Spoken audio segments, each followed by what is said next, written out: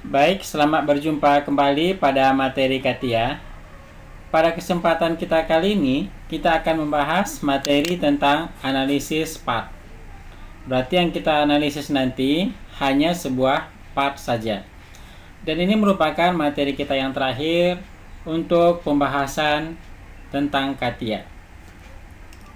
Analisis dalam sebuah part itu tujuannya adalah yang pertama untuk mengetahui berapa besar tegangan yang terjadi pada material akibat beban yang kita berikan. Selain itu, untuk mengetahui berapa besar defleksi yang terjadi pada sebuah part akibat beban yang diberikan. Kemudian untuk mengetahui variabel-variabel yang lain yang kita butuhkan. Untuk awal pertemuan ini dalam analisis, kita akan menampilkan sebuah permasalahan yang sangat sederhana. Permasalahan tersebut, aplikasinya nanti sering kita lihat pada gedung-gedung bertingkat yang kita sebut dengan kasus analisis buckling. Yang mana analisis buckling ini adalah sebuah benda yang kita beri tekanan pada bagian atasnya. Kalau aplikasinya dalam gedung-gedung bertingkat, berarti tiang-tiang penyangga dari gedung-gedung bertingkat tersebut itu akan menahan beban dari beratnya gedung-gedung yang ada. Di sini kita ambil satu buah tiang saja. Ya, ini kasus yang akan kita analisis.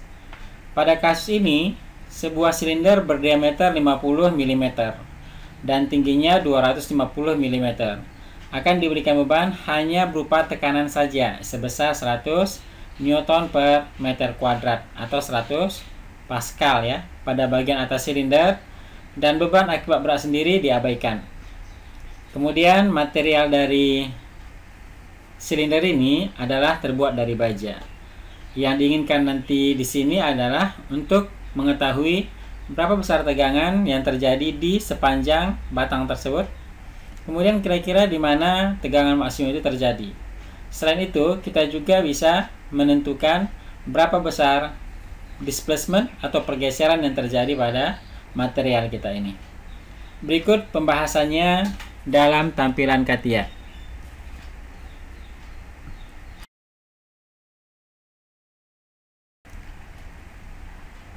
Untuk penganalisisan sebuah part, untuk kasus yang pertama ini, kita akan melakukan penggambaran mulai dari awal. Karena kasus yang kita analisis ini gambarnya pun termasuk sangat sederhana. Ya, jadi kita akan menggambar sebuah silinder solid 3 dimensi. Kita pilih bidangnya adalah bidang XY. Kemudian kita pilih sketch.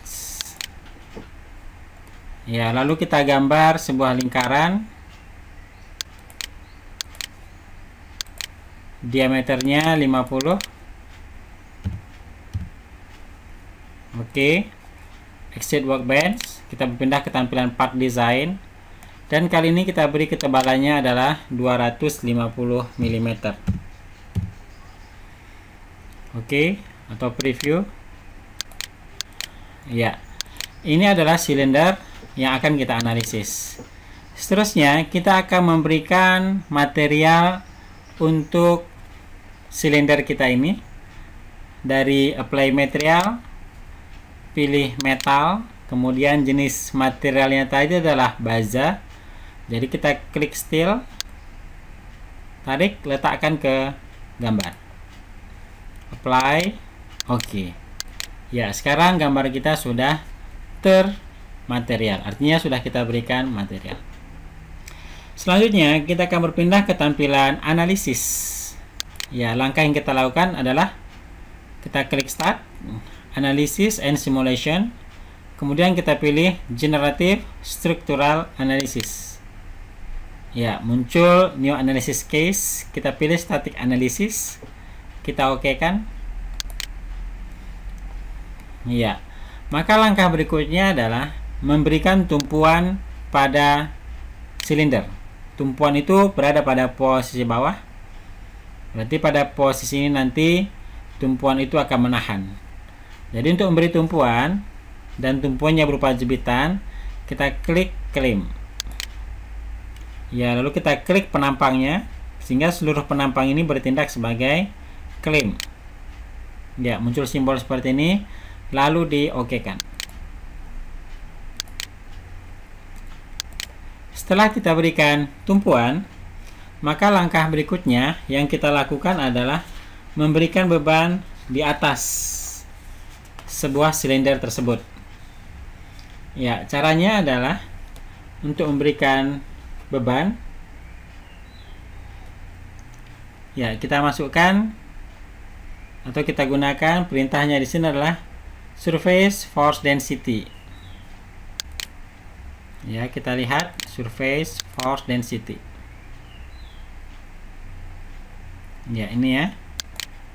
Lalu kita klik penampang atas. Kita berikan berapa nilainya terserah. Karena arahnya arah Z, maka kita berikan di Z nilainya negatif, min 100. Ya, di soal tadi min 100 ya. Kalau min 100 Pascal dan kita berikan nilainya negatif, berarti nanti arah tekanannya ke bawah. Kita oke kan? Ya, ini muncul simbol tekanan. Lalu kita oke kan? Ya, setelah selesai pemberian tumpuan dan pemberian beban, dan beban yang lain di sini tidak ada lagi, maka analisis kita ini sudah selesai. Artinya proses pembuatan langkah-langkah penganalisisan sudah selesai. Maka langkah berikutnya adalah merunningkan atau mengupdate program yang kita buat dari awal sampai akhir tadi, apakah sudah sukses atau belum. Tapi perlu diingat, dalam setiap menganalisis yang harus kita penuhi itu adalah ada beberapa. Yang pertama adalah kita harus membuat gambar bendanya dulu. Kemudian yang kedua, kita harus memberikan material. Yang ketiga, memberikan tumpuan. Yang keempat, memberikan beban. Jika keempat hal ini sudah kita lakukan dengan benar, maka sukses tidaknya ya atau kesuksesan dari sebuah analisis itu akan langsung bisa kita dapatkan. Baik, sekarang kita calculate atau compute. Ya, ini ada gambar kalkulator, kita compute. Oke. Proses. Yes. Ya, tidak ada warning apa-apa. Ini berarti penggambaran kita dari awal sampai pemberian beban ini sudah sukses.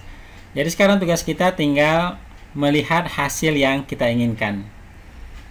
Ya, di sini kita mau tampilkan stressnya ya, atau von Mises stress. Jadi inilah von Mises stress, kita klik. Nah, seperti ini kondisinya. Dari sini bisa kita perbesar tampilan, atau bisa juga kita lihat pada tree sebelah kanan. Ya, yang mana pada tree sebelah kanan ini adalah besar tegangan von Mises yang terjadi pada material. Warna merah merupakan tegangan yang paling besar, yaitu 101 ya, Pascal. Kalau kita tampilkan dalam bentuk tampilan tidak bermaterial,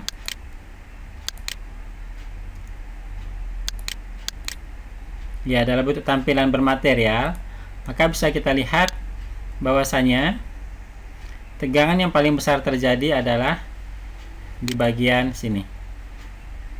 Ya, bagian atas ya, ini 101. Bisa kita lihat, kita arahkan ke sini. Nah, atau kalau kita tampilkan dia dalam bentuk tidak bermaterial, inilah dia 101.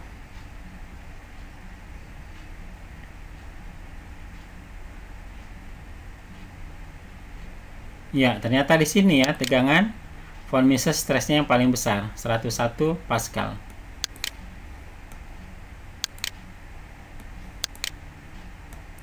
Seterusnya,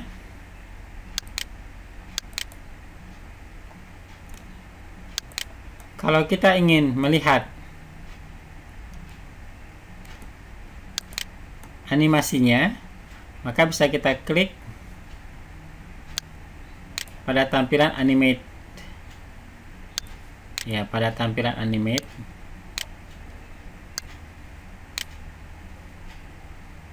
Ya, ini ya, pada animate, kita klik animate. Nah, maka ini animasi dari pembebanan yang kita berikan. Ya. Jadi sebenarnya pada saat kita berikan beban, maka ini akan tertekan ke bawah. Ya.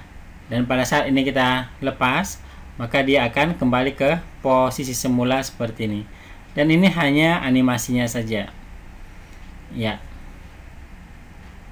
Kemudian kalau kita ingin melihat displacement, seberapa jauh pergeseran dari partikel-partikel pembentuk silinder kita ini, bisa kita klik displacement. Iya, ternyata di sini perpindahannya kecil sekali ya. 1,24 kali 10 pangkat minus 7 mm. Ya, ini sama sekali kita katakan perpindahannya boleh sama dengan 0, karena kali 10 pangkat minus 7. Ya, tentunya yang mana? Tentunya paling atas ya. Ini dia. Ini kelihatan 1,24. Dan arahnya itu arah Y yang paling besar ya. Arah Z yang paling besar. Karena X, Y, Z. Z itu adalah sumbu vertikalnya. Ya. Ini penganalisisan untuk kasus buckling. Seterusnya, selain dua hal ini, bisa kita tampilkan juga hal-hal yang lain, yaitu dengan cara mengklik General Postproc atau General Report. Ya, lalu kita oke kan, sehingga nanti akan muncul informasi-informasi lain, dan bisa kita lihat sebagai berikut. Ya, proses. Ya, ada hubungannya ke koneksi internet ya. Nah, di sini ada muncul tampilan seperti ini, analisis 1. Berarti gambar kita tadi, silinder kita tadi, itu terdiri dari 292 nodes. Kemudian terdiri dari 943 elemen. Elemen yang ada di sini, ya, elemen yang ada di sini, kalau kita tampilkan dalam bentuk tampilan biasa, elemen itu berupa elemen garis ya. Ini elemen garis, kemudian ada elemen segitiga. Ya, jadi totalnya itu di sini diperoleh dia sebanyak 943 elemen. Seterusnya, ini adalah material baja dengan propertiesnya yang sudah ditentukan oleh CATIA. Di sini yang modulus 2 kali 10 pangkat 11 Pascal. Poisson ratio 0,266. Density, massa jenis dari baja tersebut 7860 kg per meter pangkat 3. Kemudian coefficient of thermal adalah 1,17 kali 10 pangkat minus 5 Kelvin atau derajat Kelvin. Kemudian yield strength-nya 2,5 kali 10 pangkat 8 Newton per meter kuadrat. Perlu diingat, aman tidaknya suatu analisis itu bisa kita bandingkan dengan nilai yield strength. Berarti tegangan yang terjadi pada penganalisisan itu tidak boleh melebihi nilai dari yield strength. Kalau ini kita lihat besarnya 2,5 kali 10 pangkat 8, atau boleh kita tuliskan 2500 ya. 250 ya, berarti 250 megapascal ya. 250 megapascal. Sedangkan untuk kasus kita tadi adalah hanya 101 megapascal. Jadi jelas penganalisisan terhadap benda kita ini masih aman ya, masih aman. Seterusnya yang bisa kita lihat lagi di sini adalah informasi tentang tentang yang kita sebut dengan reaksi ya, reaksi. Nah, ini reaksi, besar reaksi yang terjadi pada tumpuan. Ya, karena gaya yang bekerja tadi berapa? Sebesar 100. Ya, maka reaksi yang terjadi di sini sebesar 18671 kali 10 pangkat minus 1 ya. Ini yang melawan. Kemudian inilah besar von Mises maksimal ini minimal. Ya, dan inilah nilai-nilai yang ditampilkan setelah kita minta general reportnya. Ya. Baik, demikian penganalisisan untuk silinder yang pertama. Kasus ini masih sangat sederhana, dan yang dimintakan di sini pun masih sederhana, yaitu untuk menentukan berapa besar tegangan von Mises maksimum, kemudian berapa besar displacement yang terjadi. Demikian juga dengan kontur yang kita tampilkan dalam bentuk animasi, ya, yang kita tampilkan dalam bentuk animasi seperti ini. Sekali lagi, ya, oke, baik. Dengan demikian selesai sudah analisis kasus pertama tentang silinder, dan kasusnya adalah buckling. Seterusnya kita akan membahas kasus yang kedua berupa jepitan cantilever. Ya, jepitan cantilever juga masih dalam kasus yang sangat sederhana. Demikian, semoga dapat dipahami dengan baik.